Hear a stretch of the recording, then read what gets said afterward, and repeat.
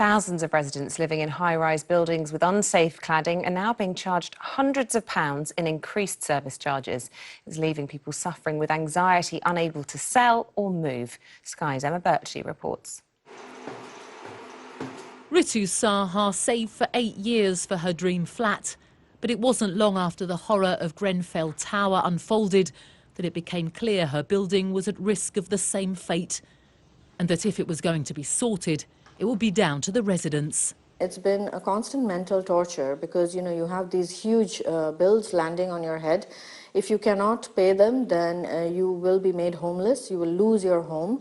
We're facing bankruptcy and it is a constant fear. For a start, since 2018, 2 lots of supplementary fees have been added to Ritu's annual service charge.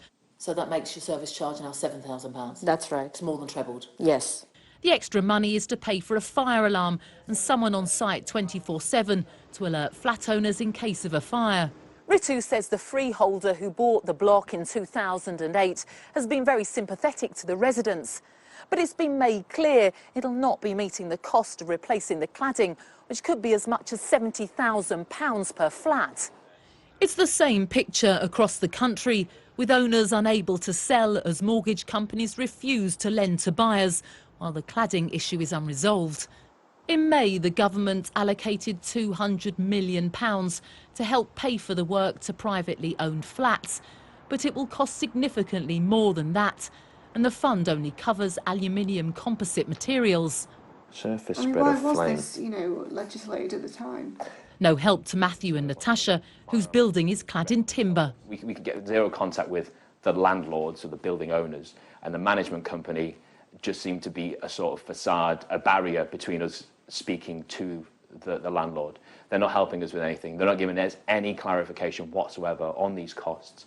And they don't seem to sympathise or help in our situation at all. In Greater Manchester, a task force has been set up to support those affected.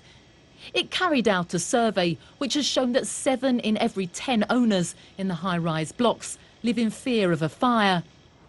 On Tuesday, residents from towns and cities across England will lobby Parliament for action. Sometimes, it feels like the government only focuses on issues it wants to. It can find money for a blue passport, it can find money for a Brexit 50p coin, it can find money to renovate Big Ben and Parliament.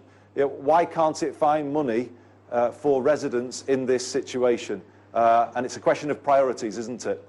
The residents of the 57 flats at North Point have no idea how much, if any, of the cost of the work will be met by the government. And this is our fire escape. So their building has 2 types of cladding. You can see that there's cladding all around it. If we have to run out in the event of a fire, we're running through walls of fires. But Ritu's clear that even if she and her husband don't have to pay a penny more, the stress of the past 2.5 years means they can't leave soon enough. Emma Birchley, Sky News, Bromley.